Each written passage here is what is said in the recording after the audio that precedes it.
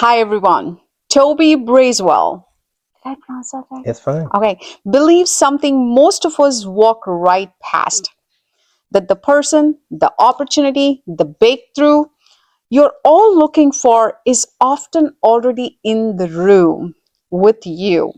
He's a connection strategist, workshop facilitator, speaker, author who spent his career turning ordinary introductions into a real impact, which I think most of us really need in this world today. So for me, I'm looking for in this conversation we're going to have a discussions around real impact, and we're going to get into how he sees people, the rooms, the opportunity differently than the rest of us. So please welcome Toby. Hello. Thank you so much for having me. I've watched your podcast. I've watched your episodes. I appreciate what you're doing, and it's an honor to be here. So I appreciate it. We're going to have fun. Thank you, Toby. So let's start with this, right? Your tagline is "The answer is in the room." What does that really mean? Yeah, I think I had a very religious upbringing, and with that upbringing, we have a song that we used to say all the time, and that song was, "If Jesus is on the main line, tell him what you want." And I believe that regardless of your faith, regardless of your faith beliefs or what have you, um, you really have to more than just ask for what you want, but that is such a big part in an ingredient in getting what you want out of life, actually knowing what you want. I think a lot of us, we are now in a very microwave type of mentality and mindset. We want everything very, very quickly. Instant, right? Yeah. And we change our minds that way as well. Exactly. Okay, so imagine us on the highway, and if you've missed your exit and your route changes, imagine if it constantly changed. You have literally confused your path. And so when you do that, that just leads to chaos. It leads to a lot of wasted time and frustration. Right. So what I mean by the answers in the room, I mean, like, hey, first you have to really know what you want. I think you have to clarify that first. But a lot of times, the answer is not necessarily the advice you want to hear, but it's the advice that you need. That's to the hear. power. There's a difference. Yeah. Your wants and your needs. And because of this microwave mentality, a lot of us have confused the two. So we are going after what we want, but it's not what we need. And sometimes when we get what we want, just like a child wanting that candy so bad, but then at night being hungry because they didn't eat the dinner that they needed. Right. And so I think a lot of us are in that same situation. I also think that, I believe in 6 degrees of separation. So I believe that within 6 people that if you tell them what you want, I think, either them or 6 degrees out of their separation, people that know they can provide you with a solution. Again, you might not like it, but it's still the answer. I so agree with you, and it is such a powerful statement you just made. What you ask for not necessarily is what you really the right thing for you all the time. So know that it may not be what you need. That's right. It's just your want at that point in time. So what you need, you'll be drawn towards it once you start asking and uncovering. That's right. We'll get to that. Okay. Yeah. Wow. So was there a time you were in a room and completely missed the answer sitting right in front of you? Yeah, that's happened. It's happened a couple of times. I'm trying to remember like one time in particular that really made itself evident, where the answer is literally right in front of me. What I will say is this: I've learned a lot from being a parent, and I think that I know that you're a parent as well, Right. as I'm sure for a lot of the viewers that have experienced this as well. It's interesting when you're a people leader and when you're a manager and you're constantly telling people like what what to do or instructing them and leading them. But with your own child, sometimes we actually struggle. It's like skating Tell me about it. uphill. And it's interesting that we don't follow our own rules when it comes to managing of other people, when it comes to the people that we love the most. Yeah. Yeah. So I know with my son, it took me a while. I felt like I just always wanted to know the answers of any question that he had. I felt like I had to know. Like, I'm his dad, I have to know. And I don't. And you will not. Right. So I had to. I think I learned walking into the room of parenthood. I learned that it's okay to say I don't know. It's okay to be vulnerable. It's okay to say, hey, I'm scared too. It's like, I don't know what's about to happen right now. I don't know if we're going to win this game or not. I don't know what's going to happen with my job next week or next month. Right. I don't know what's going to happen to your grandmother's health right now. But one thing that we can do, we can have faith. We can pray. And that's okay. That's all right. Just handle this moment. Yeah, let's just handle. Let's just be present. Let's appreciate what we do have. I really like that. So, what's the difference between networking and what you actually teach people to do? Yeah. I think it's a really, really good question, because there's definitely a difference. I think network it's got like a negative connotation for some folks until you need it, right? I think sales is one of those things that's got a negative connotation until you need it, right? Exactly. I feel like we all sell. We all sell our idea, ourselves, and who we are. So without us knowing that. Yeah, I agree. So I would tell you, years ago, I would always say everything is sales. I mean, my whole career has been about sales. As a musician, we were on stage literally selling our project, our product to people. Yeah. And I've totally changed that now. I don't think everything is sales. I think everything is connection. I think connection is crucial. It's not just for your business, but it's also for all of your relationships, not just with your people at work, but your people that you live with. I'm talking about connection with your neighbors, your parents, your children, your church, and just anyone. Connection is it. And I think there are elements to connection that have to be fed, right? They have to be fed, have to be nourished. Right. So networking, I think networking is cool. I think it's typically it's for a business purpose. I think kind of, sort of, I think connection though is just all encompassing. I think it's all encompassing. And, I'm writing a book right now on connection. And one of the key things about connection, yes, there are tactics to make sure that you're connecting with confidence. But one thing I think that we are missing is the most important connection of all, and that's connection with yourself. Wow. You paused me right there because it is so important that you got to be connected to your own self. You got to know who you are. That's right. You got to love yourself. That's right. Before any other connection can be made. That's right.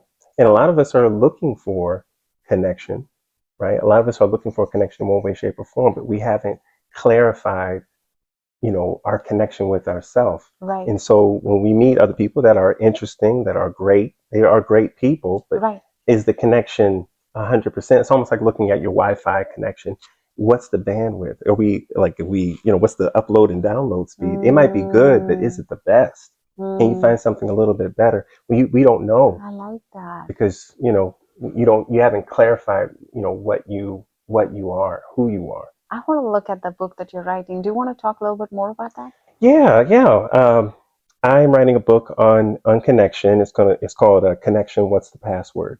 Oh, connection. What's the password? That's right. Look out for that. That's right. So I'm writing it now, and I've learned a lot about connection. Just being in the business of recruiting, being in the business of sales, and speaking to crowds and what have you, with music and also insurance. I've learned just about connection as a whole, and I broke it down because I believe that connection can be broken down almost like to a science, if you will. And so what I've done is I've created this framework using the periodic table, and showing you tactics on how to build a connection with confidence. But the first thing, of course, is clarifying your own uniqueness. How could we possibly connect with anyone else if we haven't established what makes us connect worthy? Wow, So yeah. what it is Yeah. what is it about you? What makes you? Why should I know you? Why Yeah. should you know me? Right. That's the first thing that I feel like you have to do. Okay. And there are questions that you should ask. There are questions you should ask yourself and kind of really develop, who you are, what you're all about. Because if you don't know, and when you meet somebody that's interesting and they're fine, they're cool, they're in their path, sometimes you can just get kind of sucked into their path, and that's not your path. You can observe. I mean, it's like watching a movie, right? We watch great movies. You can enjoy, the Godfather movies, but you're not in the movie. You're not in the You're not movie. in the movie. I like that analogy. Wow. Yeah. I really like, and I will look for that book. Awesome. Like, and once Please. you're done, let me know, Toby. I will do that. So most people walk into the room and think about what they can get most of the time, right? And one of my good friends said, don't treat it as a vending machine, but most of them do. What can I get from this person? So what should they be thinking instead? Yeah, instead of what can I get, you should be thinking about what can I give? What can I give? Yeah. And I believe that I believe the more that we give, the more we will receive. Yeah. And I know it sounds really, really cliche, but not to me. Well, good. I'm glad. And that's why I'm here, right? But one of the other things I think about giving that is important is that we give without the expectation of receiving back. Yes. So I think there's two different types. I mean, other one's like a quid pro quo, right? Yeah. And I don't think we should think like that. No. Because sometimes it doesn't always come back in the shape that we expect, in the form that we expect. Right. I mean, we look at money, and countries have all different types of currency, right? I remember being in Canada years ago and giving someone American dollars paying for an item, and they gave me coins. I'm like, man, what is this? I know I did not pay that much for it. Like, I deserve more. I need more change. And then my friend from the area was like, no, let me see the change. Like, you don't understand how much those are worth. You don't know the currency here. Right. You don't know. Right. And so I thought that was. It was interesting. Sometimes things we get back, what we should get back, but sometimes just in a form that we're not quite understanding. And sometimes it just might be the lesson that we get from that particular incident that can pay dividends, in the future. I just like it. This is more towards a spiritual talk rather than this. Yeah, it's important people do that, right? I mean, get back to that reality. That's right. Wow. It's your roots. It's your foundation. It is. So what does empowerment advocate mean to you practically? And to me, it's not a mission statement. So what is it? So empowerment, I think everyone has power inside of them. Yeah. But I think a lot of us are turned off, and we need to be activated and turned back on. You're talking about my key to you. the whole concept of my key to you is to unlock that power in you. That's right. It's so important. Yes. I mean, if we looked at, for instance, like one of the things I always talk about empowerment is to treat everything like it's an interview. Right? So, I mean, you are beautifully dressed, right? And I appreciate that. It means you are taking this moment, serious. Very serious. And I tried to do the exact same. Come in here, prepared. Yeah. I think for interviews, I think it's, I read up on you, you read up on me, we do the research, we have questions, we practice, we rehearse, we are ready to perform. Yeah. Imagine if every conversation was like that, where you were in it, you were listening to every word that came out of the other person's mouth. I mean, imagine all of the opportunities that we miss because we don't treat every interaction as if it is an interview. Important one. That's right. Yeah. You don't know the potential of all that. So I think that, when we talk about the keys to unlocking these opportunities, I think the keys to actually being, empowered it's one of those keys. It's like, hey, let's treat every interaction as if it's special. Treat every day as if it is a gift. Right. And just not knowing, it's like, hey, here's another day. This is Friday. Great. Who am I going to meet today? Walk into this room. What can I give Yeah. to this room? Yeah. Wow. Yeah, I think that's important. That is, I don't know. I'm just drawn towards what you're saying, and I'm so seriously looking at that. Okay. Like, I'm just swaying away. So, is there a room you walked into that changed the direction of your life? Yeah. It wasn't a room. It was we were doing a performance, and we were belonging to a hip hop group for over 20 years, and there were times where we've performed on stages that were foreign to us. Like we don't know any of the people here, but we are still performing. And my partner and I, we just had the mindset. And I didn't recognize it before, but if when that's out there's ever done any part of telemarketing, what they always tell you, smile and dial, because it's attitude, right? It's attitude. Yeah. And I would always have the mentality that they're going to like me after I get off stage. They're going to love me after I get off stage. And it took a while of being like, it had all this energy, nervous energy, but then, transforming that into positive energy, and doing what I could to make myself be comfortable. So I would say when I realized I remember being on stage, or pre-stage, and thinking like, man, what are we going to do? We got to figure this part out. So it was a good performance, and we try to always have fun. I can imagine. Yeah. So you touched about it. This was not planned, but I really like what you just said. We all go through that. Mm-hmm. Every human being, I would say, would go through this. You are transforming into someone that you don't know what that would be. For example, when I was an individual contributor working in a company to become a leader, now I have a different responsibility, and I have to be a different way, and I have to come with some answers and come with some knowledge to guide people. It's not about the technical knowledge, what you have. Mm-hmm. It's about the people and working with the diverse personality. That I was negative about, like, can I do it? Can I not do it? I don't think I'll be able to do it. Even for me to start the podcast, I don't think I'm ready. Like, you have a ton of clouded questions, but you transform that into a positive. Can you walk me through? Because it is so powerful for anybody listening in. Anyone can do this. Yeah. Well, but it takes energy to do it, right? It takes energy to do it. So if you remember back in the day, right?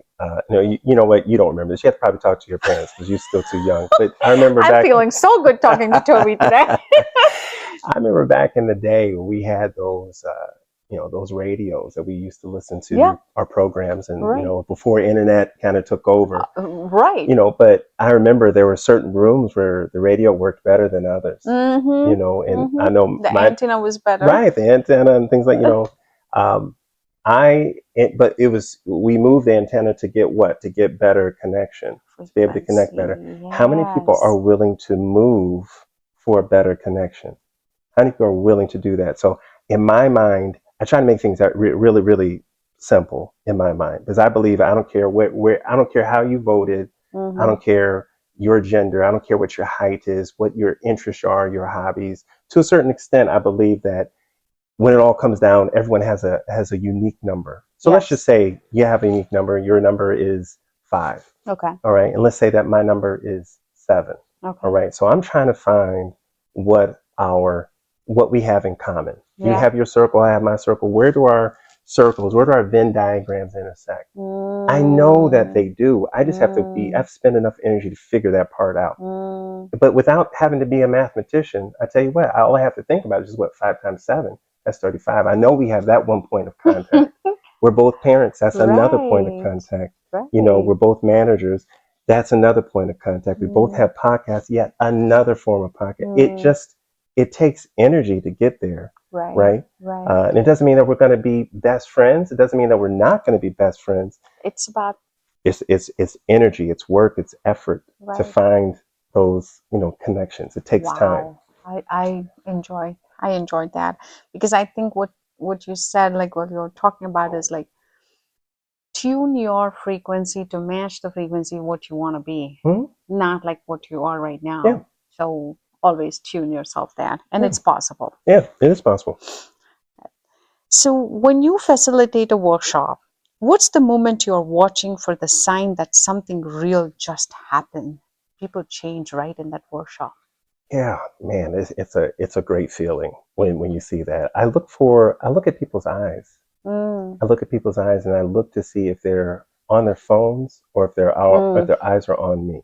You know, if their eyes are on me, if it, when we're doing an activity, I also look for maybe I watch crowds a lot. Like even before I get up on stage, I try to mingle and try to see what the crowd looks like. Yeah. The audience, get a feel for them. And if I can get a quiet person to interact, to raise their hand and oh my God, that's beautiful. And if I can also get a little bit of vulnerability, telling me something that no one else knows in the room. And I had a presentation a little while ago where we had, tell us something that no one in this room knows. And they, it's like, oh, I used to do this or I used to do that. I played this instrument. I've been playing this instrument for the last 15 years. I mean, just amazing information. And people were wowed by their colleagues. Yeah. It's like, man, isn't that something? Yeah. If isn't something, if we just expend a little bit of energy, ask enough questions, we can find more common factors, more commonalities with each other. It's a beautiful thing. And you can blend them so well. Yeah. I mean, they all start networking well and working environment will change. That's right. So what do most people get wrong about introducing themselves? Let's see. What do most people get wrong about introducing themselves? No. I think a lot of people introduce themselves as far and kind of from a standpoint of, I'm here for business or I'm here to get something, when they should be thinking about the opposite. Like, how can I help you is what I really like. I've noticed that when I've changed that, and if I'm serious about it, like, just be really like authentic, like, hey, my name is Toby, nice to meet you, blah, blah, blah. Tell me a little bit about yourself. Okay, awesome. That's really, and then asking more questions, going a little bit deeper, not being in a rush to talk about me. Yeah. I find that we don't have enough people that are truly interested in hearing what the other person has to say. There are many like that. Yeah, we have a lot of people that, they're just, they know what they want to say. It's almost scripted in their mind. It's like autocorrect on your phone where the message is like, oh crap, I didn't mean to say that. I don't want to say that. What are you talking about? I want to say this instead. But I think if we really listen, there's a difference in hearing and really listening to someone. I really agree with that. So who introduced you to someone that changed everything? And did they know what they would have done? I think she does know what she's done, right? So I think she does know at this point. But I think we've thanked her. So I was at a networking event probably more than 10 years ago, and I was just doing the things, trying to meet people, trying to network, trying to establish some kind of connection. And it was a lunchtime thing, just an hour in the middle of the day. I was like, let me just go do this and whatever. We'll see what happens. And this particular facilitator, Maria Jinkola. Shout outs to her. She had an interesting way of, I don't know, just kind of breaking the ice. Like you said, okay, guys, everybody pull up your pants. Let's see everybody's socks. I want to see everybody's socks. I'm like, oh, this is really weird, but sure, we'll show you our socks. Say, whoever has the best socks, Toby, you won the sock award this week. I was like, oh my God, this is fantastic, right?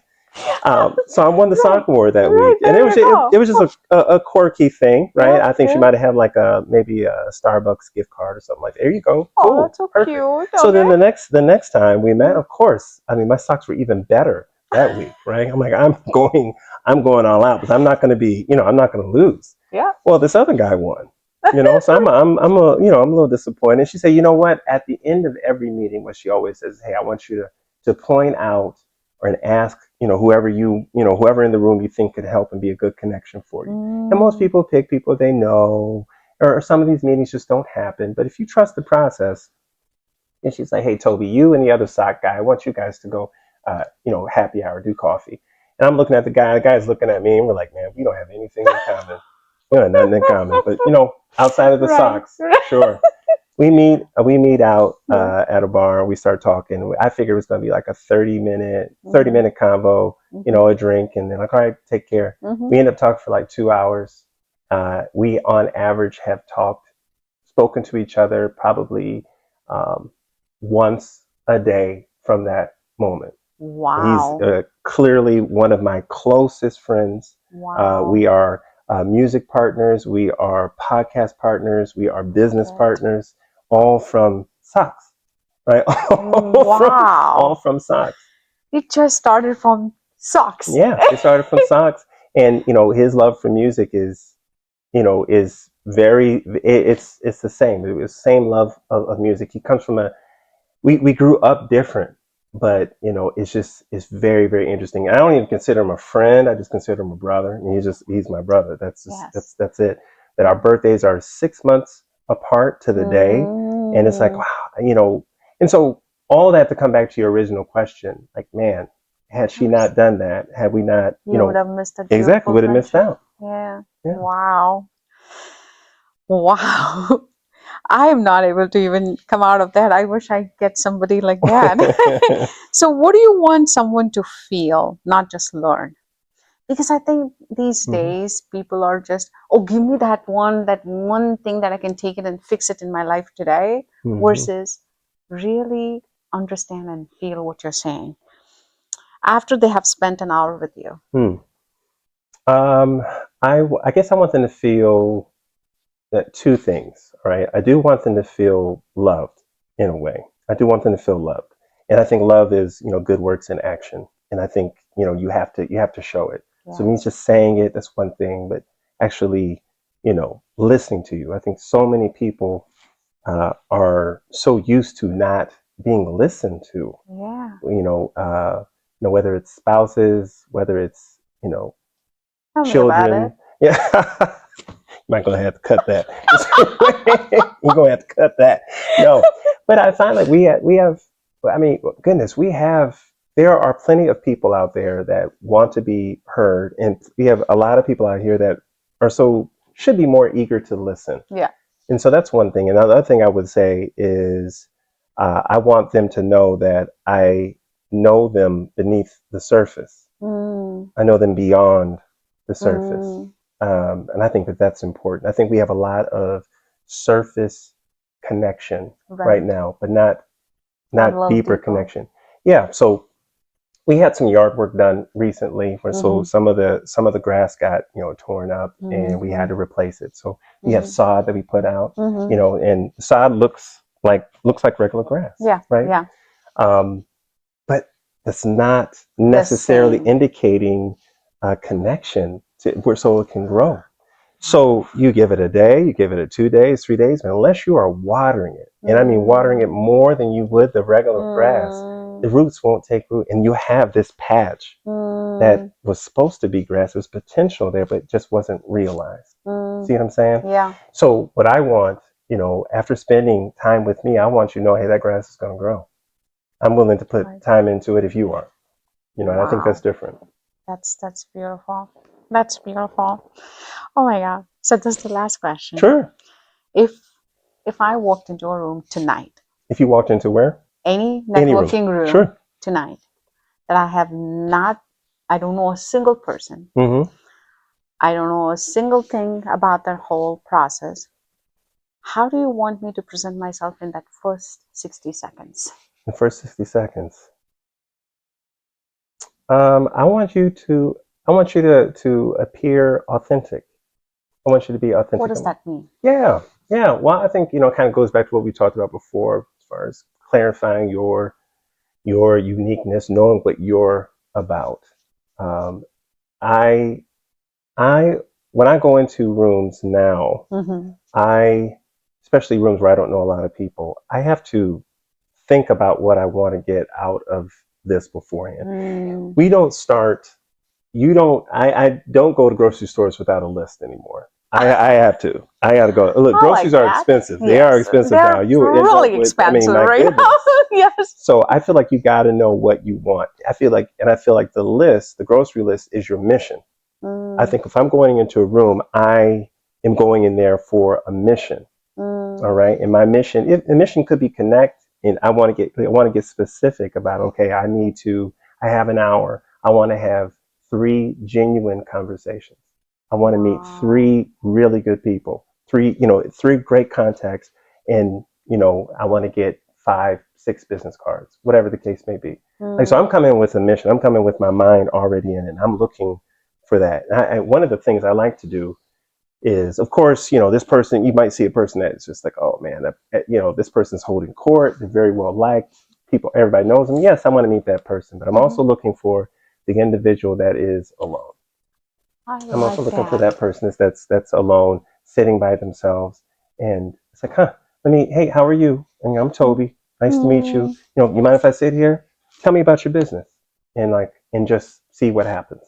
Wow. And just see what happens. So I'm looking for opportunity, but I try to, again, if you're treating every interaction like it's an interview, I want to present my best self, want to be authentic, want to be real.